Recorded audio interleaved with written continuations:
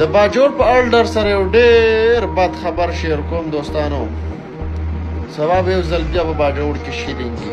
اوس به تاسو چې تا د څه پته را باجوړ نه زموږ علاقې د ځینې د کډوال راغلي اوس ورس بار ناسو مه ګپ شپ هم بدیره کې لګاو. هغو چې کومې خبرې کولې او کوم حالات یې بیانول چې دا د اورېدو نه اورېدو لرې باس دی.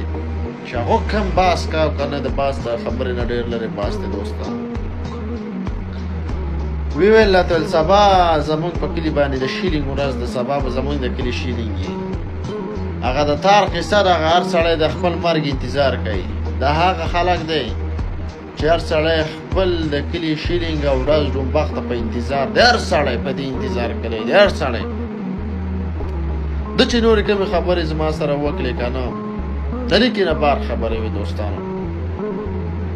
سبا به نوې چهرې به وینئ چې په سوشل میډیا به راشي دونه شهیدان شو، ښځه ماشومان شهیدان شو، دونه پکې زاروي ولګېده. داسې په منافق ریاست کې ژوند کوه چې خبرېږئ نو چېرته کمبه تاسو په میدان حشر کې بیا ولاړې وئ او په دې کې ځینې خورغود مرغود وسم وایي 16 اګست مرداباد او 17 اګست مرداباد او کور امران